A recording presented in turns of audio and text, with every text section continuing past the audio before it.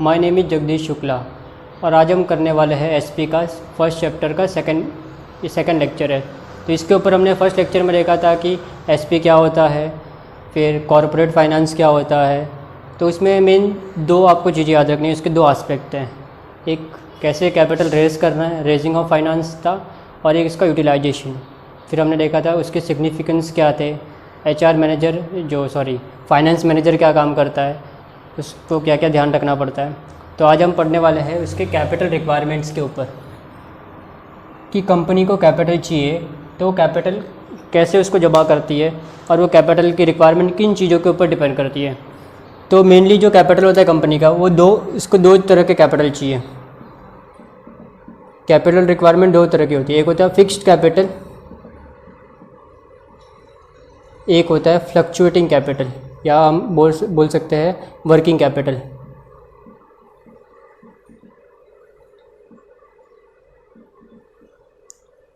Capital means finance ही बोल सकते हैं कि बिजनेस करने के लिए जो अपने को मनी चाहिए वो आपका हो गया कैपिटल।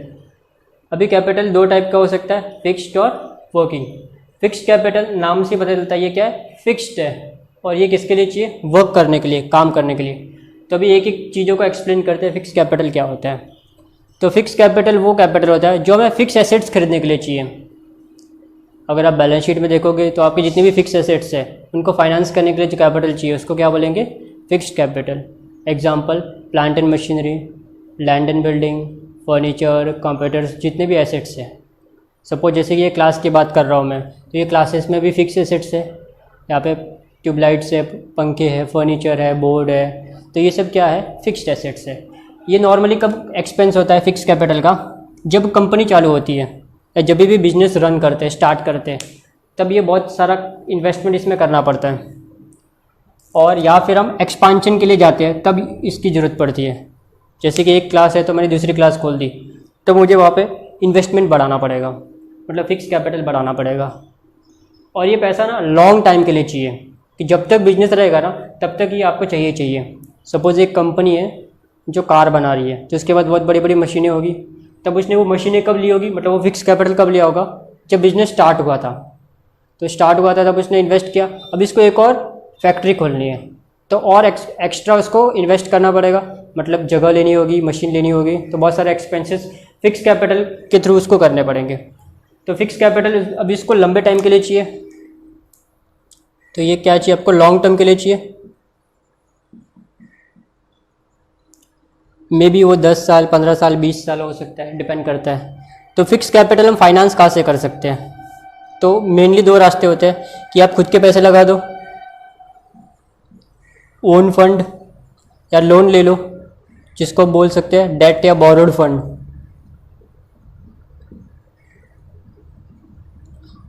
हम खुद के पैसे भी दो टाइप से लगा सकते हैं, इक्विटी शेयर्स के थ्रू और प्रेफरेंस शेयर्स के थ्रू।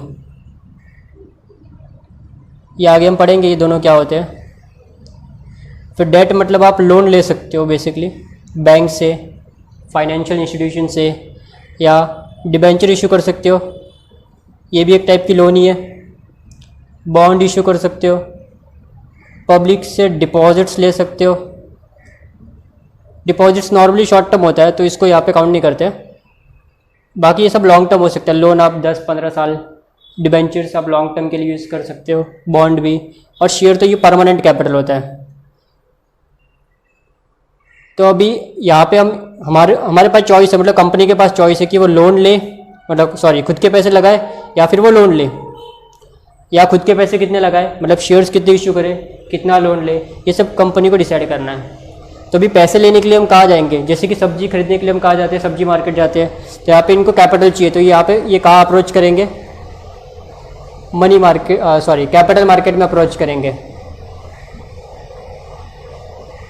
बेसिकली इसको हम एक टाइप का एक शेयर मार्केट जैसा बोल सकते हैं। शेयर मार्केट कैपिटल मार्केट का एक पार्ट है, ठीक है। तो शेयर मार्केट जहाँ पे लोग क्या करेंगे, शेयर इशू कर सकते हैं। तो कैपिटल मार्केट मतलब ऐसी जगह जहाँ पे तुमको लॉन्ग टर्म के लिए लोन मिलता है या लॉन्ग टर्म के लिए पैसे देते हैं लोग। तो जहाँ पे लॉन्ग टर्म फाइनेंस चाहिए तो कहाँ पे जाना अपने को, कैपिटल मार्केट। सेम अभी वर्किंग कैपिटल के भी तुम्हें लोन चाहिए या फाइनेंस चाहिए, तुम कहाँ पे जाओगे?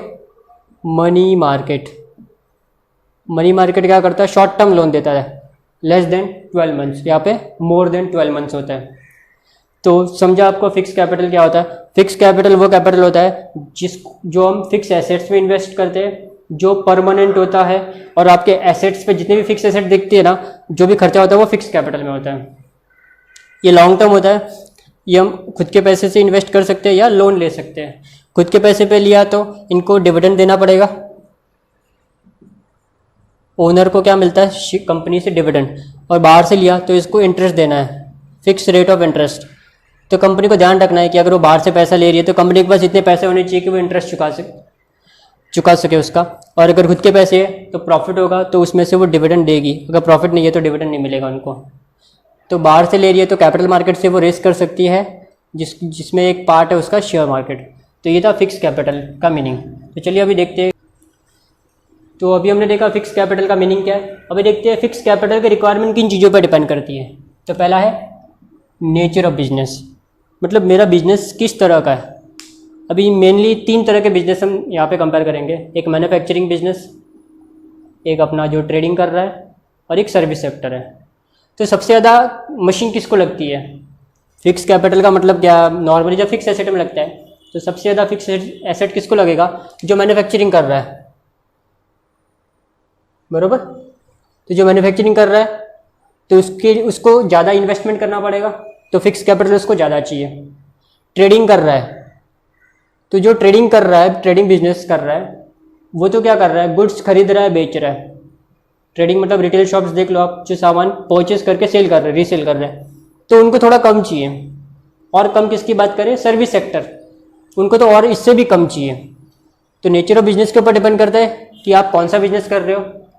तो अगर आपका मैन्युफैक्चरिंग बिजनेस है तो फिक्स कैपिटल ज़्यादा चाहिए, और ट्रेडिंग बिजनेस है तो कम चाहिए, और अगर सर्विस सेक्टर में हो तो और इससे कम चाहिए। तो फिक्स कैपिटल तो नो डाउट चाहिए ही चाहिए। भले ही आप हॉकर भी है तो वो भी अपनी लॉरी लेता है, तो लॉरी खरीदने में इन्वेस्टमेंट होगा तो वो उसका फिक्स कैपिटल ही है। और गुड्स खरीदता है तो उसमें भी वो पैसे ब्लॉक करता है, वो वर्किंग कैपिटल में चला जाता है। तो हम यहाँ पे क्या पढ़ रहे हैं कि फैक्टर्स किन चीज़ों पे डिपेंड करता है। तो फिक्स कैपिटल रिक्वायरमेंट किसके ऊपर डिपेंड करती है? Nature of business. वो किसके ऊपर डिपेंड करता है कि तुम काम क्या कर रहे हो, गुड्स बना के बेच रहे हो, बाइंग सेलिंग कर रहे हो, ट्रेडिंग कर रहे हो, या फिर सर्विस दे रहे हो। फिर नेक्स्ट है तुम्हारा साइज ऑफ बिजनेस, तुम्हारा बिजनेस कितना बड़ा है। बिजनेस ज़्यादा बड़ा होगा तो फिक्स कैपिटल की रिक्वायरमेंट क्या होगी? ज़्यादा, मतलब स्केल ऑफ ऑपरेशन भी बोल सकते हैं। तो बिजनेस अगर लार्ज स्केल पे काम कर रहा है, लार्ज स्केल ऑपरेशन मतलब तुम ज़्यादा गुड्स बना के ज़्यादा बेच रहे हो, बहुत बड़ा बिजनेस है, तो ऑफकोर्स फिक्स कैपिटल ज़्यादा चाहिए। छोटा सा बिजनेस है तो फिक्स कैपिटल की रिक्वायरमेंट कम होगी। तो साइज ऑफ बिजनेस के ऊपर डिपेंड करता है। फिर स्कोप ऑफ बिजनेस, मतलब तुम बिजनेस किस स्कोप से कर रहे हो, मतलब प्रोडक्शन और डिस्ट्रीब्यूशन बहुत लार्ज है कि स्मॉल है। अगर तुम ज़्यादा गुड्स बनाओगे, ज़्यादा बेचोगे तो तुम्हारा स्कोप ज़्यादा होगा, तो प्रोडक्शन और डिस्ट्रीब्यूशन लार्ज स्केल पे होगा तो कैपिटल का रिक्वायरमेंट, फिक्स कैपिटल का रिक्वायरमेंट ज़्यादा होगा। और अगर तुम्हारा प्रोडक्शन डिस्ट्रीब्यूशन स्मॉल स्केल पे है तो फिक्स कैपिटल का रिक्वायरमेंट भी कम होगा। फिर नेक्स्ट है एक्सटेंट ऑफ लीज और रेंट। रेंट आपको पता होगा, भाड़े पे लेना। लीज भी एक टाइप का रेंट ही होता है, बट लीज थोड़ा लॉन्ग ड्यूरेशन का होता है। रेंट नॉर्मली 11 महीने का होता है अगर हम हाउस रेंट की बात करें तो, बट जो लीज होता है वो मैक्सिमम 10 साल, 15 साल, 20 साल, 25 साल का भी होता है। तो बिजनेस क्या करता है? एसेट्स लीज पे लेता है। वो लोग अभी सपोज एक बैंक खुल रही है कहीं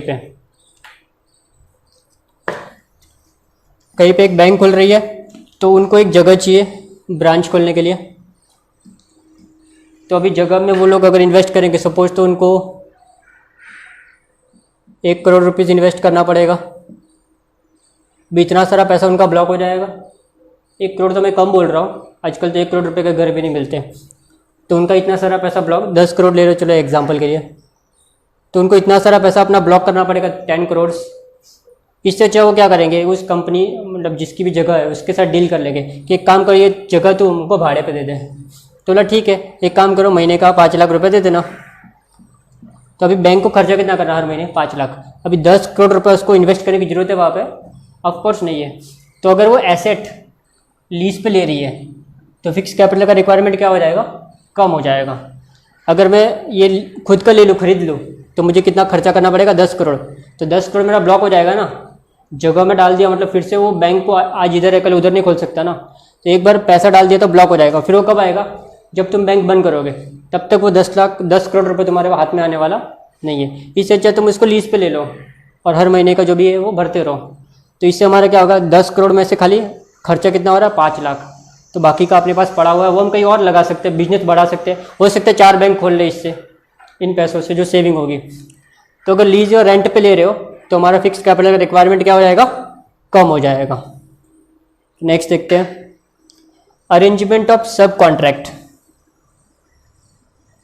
कॉन्ट्रैक्ट पे एक वर्ड होता है कॉन्ट्रैक्ट। कॉन्ट्रैक्ट मतलब हमको किसी ने कोई काम दिया, हमने सपोज किसी कंपनी से एक ऑर्डर लिया कुछ काम करने का, हमने वो काम किसी और को पास कर दिया तो उसको बोलते हैं सब कॉन्ट्रैक्ट। मतलब एक कॉन्ट्रैक्टर ने दूसरे को कॉन्ट्रैक्ट दिया।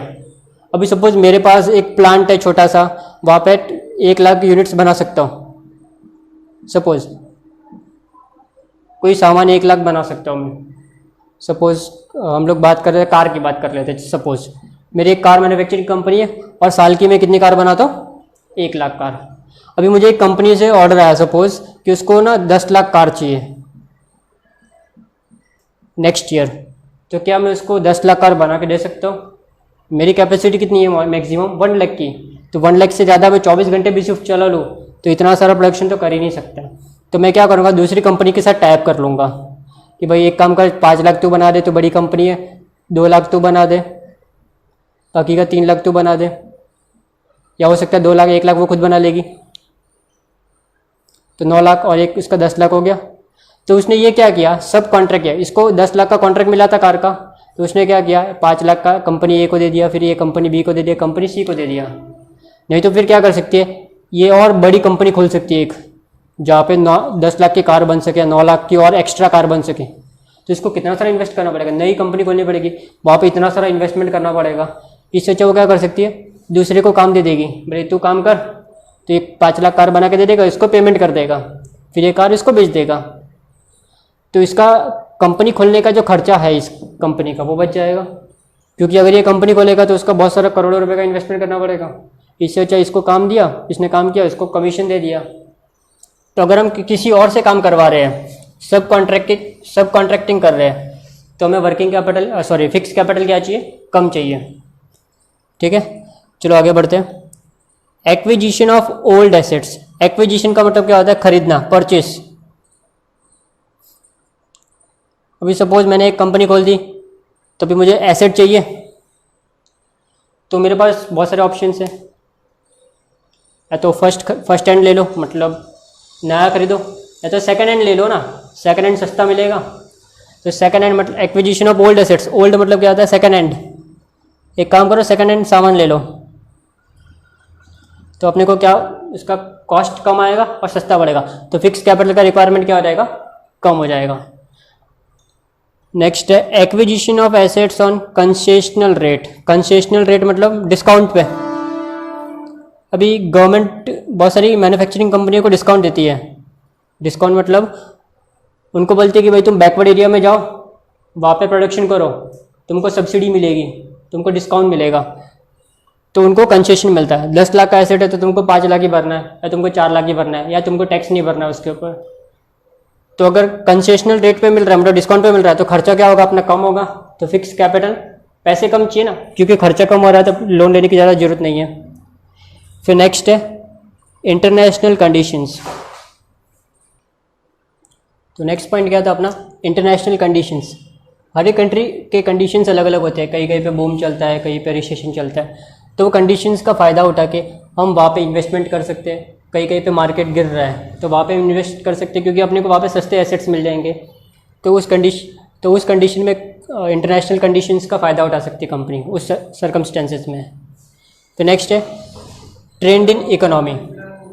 ट्रेंड मतलब इकोनॉमी में अप्स एंड डाउन्स आते रहते हैं बिजनेस साइकिल्स की वजह से।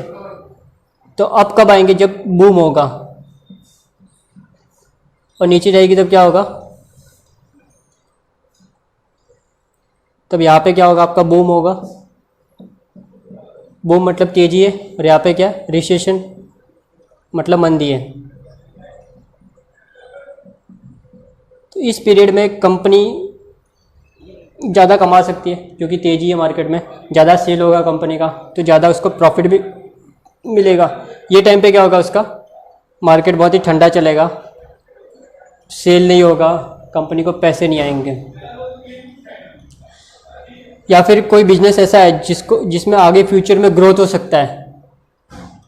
सपोज अभी कोई इलेक्ट्रॉनिक्स का कोई बिजनेस स्टार्ट कर दिया किसी ने और उसको लगता है कि ये बिजनेस बहुत आगे जाके ग्रो करेगा, तब वो उसमें क्या करेगा, ज़्यादा इन्वेस्टमेंट करेगा क्योंकि उसमें आगे क्या आएगा, भले ही आज कम है लेकिन इन फ्यूचर वो और तेज होगा और तेज होगा और आगे जाता रहेगा। तब वहाँ पे हम ज़्यादा इन्वेस्ट करना प्रेफर करेंगे जो बिजनेस क्या वायबल है, जो फ्यूचर में अच्छा प्रॉफिट देंगे। तो ट्रेंड्स इन इकोनॉमी कि इकोनॉमी में रिसेशन आने वाला है कि बूम आने वाला है, तो हमें कौन से बिजनेस में इन्वेस्ट करना चाहिए जिसमें बूम आने वाला है। तो इकोनॉमी अगर ऊपर जा रही है तो उसमें हम ज़्यादा इन्वेस्ट करेंगे, और अगर रिसेशन आने वाला है मंदी तो उसमें हम इन्वेस्टमेंट नहीं करेंगे। फिर नेक्स्ट क्या, पॉपुलेशन ट्रेंड। ट्रेंड मतलब ये अप्स एंड डाउन्स। अगर पॉपुलेशन बढ़ेगा तो ऑफकोर्स उनकी डिमांड बढ़ेगी, उनकी डिमांड बढ़ेगी तो प्रोडक्शन ज़्यादा करना पड़ेगा, उसके लिए ज़्यादा मशीन भी चाहिए रहेगा, तो इन्वेस्टमेंट क्या होगा, बढ़ेगा। तो पॉपुलेशन ट्रेंड मतलब पॉपुलेशन का बढ़ना। अगर पॉपुलेशन इंक्रीजिंग है तो प्रोडक्शन ज़्यादा करेंगे तो इंडस्ट्री ज़्यादा डेवलप होगी, तो उसके हिसाब से गुड्स का जो डिमांड भी बढ़ता है तो उसकी वजह से प्रोडक्शन ज़्यादा करना पड़ेगा और ज़्यादा पैसे अर्न कर सकते हैं। इसके लिए इन्वेस्टमेंट क्या होगा, ज़्यादा होगा उनका। फिर कंज्यूमर प्रेफरेंस, कस्टमर को क्या पसंद है, जो कंज्यूमर प्रीफर करेंगे उनकी डिमांड ज़्यादा होगी तो उनका प्रोडक्शन ज़्यादा होगा, तो उसमें फिक्स कैपिटल का इन्वेस्टमेंट भी ज़्यादा होगा। फिर नेक्स्ट है कॉम्पिटिटिव फैक्टर्स कि किन चीज़ों की वजह से कंपटीशन हो रहा है। मतलब अभी सबको, जैसे कि यहाँ पे हमने एग्जांपल देख लेते हैं कि प्राइम एलिमेंट क्या होता है, उनका फिक्स कैपिटल की रिक्वायरमेंट होती है, जिसके थ्रू वो कॉम्पिटिटर क्या कर सकते हैं, मार्केट में एक ऑटोनोमस ला सकते हैं, अच्छी गुड्स बना के बेच सकते हैं। जैसे कि बहुत सारे कंपनीज, सबसे बेस्ट मोबाइल फ़ोन का एग्जांपल देख सकते हैं कि पहले नोकिया था, फिर सैमसंग आया, अभी देखोगे तो अब MI वो ज़्यादा, ओप्पो और वीवो, उनका कंपटीशन तगड़ा है। तो कॉम्पिटिटिव फैक्टर्स मतलब जितना तुम अच्छी चीज़ें बनाओगे, कम कॉस्ट में दोगे, तो कंपटीशन इससे बढ़ेगा। वो कब बढ़ेगा, जब आप बिजनेस में ऑटोनोमस लाओगे, मतलब ज़्यादा से ज़्यादा फिक्स कैपिटल का यूज़ करके प्रोडक्ट को कम कॉस्ट पे बनाओगे। मॉडर्न और फिक्स कैपिटल का यूज़ करने का फ़ायदा, मतलब मशीन का यूज़ करने का फ़ायदा यही होता है कि हम चीज़ों को और कम कॉस्ट पे बना सकते हैं। तो इसी के साथ ये फिक्स कैपिटल ख़त्म हुआ। अभी नेक्स्ट देखते हैं वर्किंग कैपिटल। तो वर्किंग कैपिटल क्या होता है, वो कैपिटल जो हमें वर्क करने के लिए चाहिए, काम करने के लिए चाहिए। अभी बिजनेस काम करने के लिए बहुत सारे उनको खर्चे होते हैं काम करते हुए, जैसे कि एम्प्लॉयज़ की सैलरी देनी होती है, इलेक्ट्रिसिटी का बिल होता है, रेंट होता है, इंटरेस्ट होता है, प्रिंटिंग का खर्चा है, तो बहुत सारे मिसलेनियस एक्सपेंसेस उनके होते ही है। तो प्रॉफिट और लॉस अकाउंट देखोगे ना, तो उनका डेबिट साइड पे जितना भी आइटम दिखता है सब आपका ये वर्किंग कैपिटल से ही जाता है। अभी सैलरी पे करने के लिए तो पैसे चाहिए, इलेक्ट्रिसिटी बिल, रेंट हुआ, टैक्सेस हुआ, प्रिंटिंग का खर्चा हुआ, जो भी खर्चे आपके प्रॉफिट लॉस के, तो वो सारे पे करने के लिए अपने को क्या चाहिए, वर्किंग कैपिटल चाहिए। इसके अलावा बैलेंस शीट में एसेट साइड पे आपने देखा होगा करंट एसेट्स। करंट एसेट में जो भी चीज़ें आती है, जैसे कि स्टॉक आ गया, डेटर आ गया, बिल रिसीवेबल आ गया। अभी किसी को उधारी पे सामान बेचने के लिए भी तो पैसे चाहिए, सामान खरीदना पड़ेगा, उसके लिए पैसे ब्लॉक होंगे। उधारी पे बेचेंगे तो वहाँ पे सामान पैसे ब्लॉक होंगे, ये भी एक तरह का उधारी पे बेचना ही है। तो ये सब चीज़ों में हमारे पैसे क्या हो रहे हैं, ब्लॉक हो रहे हैं। अभी हमने सपोज मैंने एक 10,000 का सामान खरीदा कैश देके, ठीक है, ये मेरे पास कैश पड़े थे, ये कैश मैंने दे दिया और इससे गुड्स परचेज़ किया, स्टॉक 10,000 का स्टॉक परचेज़ किया, फिर मैंने स्टॉक को क्या कर दिया, सेल कर दिया। सपोज़ मैं ट्रेडिंग का काम है, कितने में बेचा, 12,000 में बेचा, मतलब ये हमारा डेटर बन गया। सपोज़ उधारी पे बेचा, डेटर हो गया, फिर उसने मुझे ना 3 महीने के बाद पैसे दिए, तब यहाँ पे ये मेरा कैश पड़ा था, ये किस में कन्वर्ट हो गया, स्टॉक में, स्टॉक फिर डेटर में कन्वर्ट हो गया, डेटर फिर 3 महीने के बाद कैश, कितना बन गया 12,000। तो ये क्या हो रहा है, वर्किंग कैपिटल ये 10,000 था, मेरे पास कैश पड़ा था, उससे मैंने सामान खरीदा, बेचा, फिर 3 महीने के बाद पैसे आया। तो ये जो साइकिल है पूरा कंप्लीट होने में लगभग 3-4 महीने 5 महीने भी लग सकते हैं। तो ये 5 महीने के बाद फिर से मेरे पास पैसा आएगा, थोड़ा ज़्यादा आएगा कोर्स। तो यहाँ पे जो डेटर है इसमें मेरा पैसे तो ब्लॉक हुए ना, कितने ब्लॉक हुए थे, 10,000 ब्लॉक हुए थे। फिर बाद में रिलीज़ कितने हुए, 12,000 रिलीज़ हुए, 2,000 ज़्यादा। बट इस पीरियड के लिए अगर मेरे पास बहुत सारे डेटर है, सपोज मेरे पास 10 डेटर है, तो 1 लाख रुपये ब्लॉक हो जाएगा मेरा। और 1 लाख कब मिलेगा मुझे, 3 से 4 महीने के बाद। तब तक मैं दूसरे कस्टमर से कैसे डील करूँगा, तब मुझे कुछ पैसे चाहिए वर्क करने के लिए, जिसको बोलते हैं वर्किंग कैपिटल। इस कैपिटल को सर्कुलेटिंग कैपिटल भी बोलते हैं। एक एग्जांपल जैसे कि ये देख सकते हो, कैश था, कैश किस में कन्वर्ट हुआ, स्टॉक में, फिर डेटर में, फिर से कैश में। ये तो ट्रेडिंग कंपनी है। मैन्युफैक्चरिंग क्या करेगी, वो सामान खरीदेगी कैश दे के, रॉ मटेरियल खरीदेगी, रॉ मटेरियल को बनाएगी, फिर वो बनेगा, फिनिश गुड्स होगा, फिर वो बेचेगी डेटर्स को, फिर वहाँ से पैसे आएंगे। तो ये तो और भी लंबा साइकिल होता है इनका। तो इनके साइकिल में हो सकता है 5-6 महीने भी गुजर जाए, 5 to 6 months भी हो जाए। तो उस पीरियड के लिए अपने को पैसे चाहिए, तो वो पैसे कहाँ से आएंगे, वर्किंग कैपिटल। मतलब वर्किंग कैपिटल बेसिकली 2 चीज़ों को चाहिए, एक यहाँ पे जो आपके खर्चे हैं उनको पे करने के लिए, प्लस आपके जो करंट एसेट में, इनमें भी तो पैसा ब्लॉक हुआ आपका, आपने सामान खरीदा तो पैसा ब्लॉक ही हुआ ना आपने। आप जितना गोडाउन में एक्स्ट्रा सामान रखोगे उसका पैसा तो देना पड़ेगा ना। डेटर उधारी पे बेचोगे तो वहाँ पे भी पैसा ब्लॉक हो गया। तो जितने भी करंट एसेट है, आपने किसी को एडवांस दिया तो आपका पैसा ब्लॉक हो गया, वो पैसा आप यूज़ नहीं कर सकते। तो करंट एसेट और इधर के जो एक्सपेंसेस है उसके लिए हमारे वर्किंग कैपिटल चाहिए। तो आपको समझा होगा कि वर्किंग कैपिटल क्यों चाहिए। अभी वर्किंग कैपिटल शॉर्ट टर्म होता है, जैसे कि अभी डेटर को सामान बेच दिया मैंने, तो 3 महीने के बाद पैसे आ जाएंगे। तो 3 महीने तक मुझे और एक्स्ट्रा पैसे तो चाहिए ना। तो ये पैसा मुझे कहाँ से मिलेगा, मनी मार्केट से। मनी मार्केट वो होता है जो शॉर्ट टर्म लोन देता है, जो पैसा 12 महीने से कम के लिए लोन देता है। तो ये मैं नॉर्मली बैंक वगैरह से मिल सकता है, या मैंने एक एग्जांपल लिया था लास्ट में डिपॉजिट्स करके, बैंक का ओडी होता है ओवरड्राफ्ट, उसके थ्रू मिल सकता है, या बैंक शॉर्ट टर्म लोन भी देती है तो उसके थ्रू मिल सकता है। तो ये पैसा वर्किंग कैपिटल चाहिए। तो ये क्या होता है, शॉर्ट टर्म होता है, हो सकता है 2 महीने, 3 महीने, 4 महीने। तो आई होप आपको समझा होगा। अभी इसके नेचर्स क्या है वो देखते हैं हम लोग। तो वर्किंग कैपिटल आपको समझा होगा क्या होता है। तो बेसिकली इसको ग्रॉस एसेट्स भी बोलते हैं, ग्रॉस करंट एसेट्स। कुछ लोग इसको ग्रॉस करंट एसेट्स बोलते हैं। ग्रॉस मतलब उसमें से कुछ लेस नहीं हुआ है। कुछ लोग वर्किंग कैपिटल को क्या बोलते हैं, ये नेट करंट एसेट है। ये क्या है, नेट करंट एसेट्स। अभी ग्रॉस और नेट में क्या फ़र्क है। नेट करंट एसेट का मतलब क्या होता है, current assets minus current liabilities. इसको नेट वर्किंग कैपिटल भी बोलते हैं। कि करंट एसेट में से करंट लायबिलिटी में लेस किया तो आपको क्या मिला, नेट करंट एसेट्स, या उसको बोलते हैं नेट वर्किंग कैपिटल भी बोलते हैं। WC means working capital. तो ये आपको याद रखना है, इसको बोलते हैं excess of current assets over current liabilities. Suppose ये एग्जांपल के थ्रू समझते हैं। सपोज ये मेरी बैलेंस शीट है, इसमें 2 ही आइटम है। सपोज एक डेटर्स है जिसको मैंने सामान बेचा 1 लाख का, और एक मेरा क्रेडिटर्स है जिससे मैंने सामान खरीदा है सपोज 50,000 का। तो अभी मुझे इससे कितना लेना है, 1 लाख लेना है, और कितना देना है, 50,000 देना है। ठीक है। अभी सपोज इससे 1 लाख रुपये आज मुझे आ गया, तो मैं इसको 25,000 तुरंत दे दूंगा, मेरे पास कितना बचेगा, 50,000। तो 50,000 मतलब ये तुम्हारा करंट एसेट हो गया। मतलब यहाँ पे बहुत सारे आइटम होगी, वैसे ही एक एग्जांपल लिया। माइनस करंट लायबिलिटीज, और नेट कितना है 50,000, ग्रॉस कितना है तो 1 लाख, मतलब कुछ लेस नहीं करना है ग्रॉस में। अभी देखो सपोज डेटर क्या बोलता है कि मैं 2 महीने के बाद पैसा दूंगा। कितने महीने के बाद? 2 मंथ्स के बाद।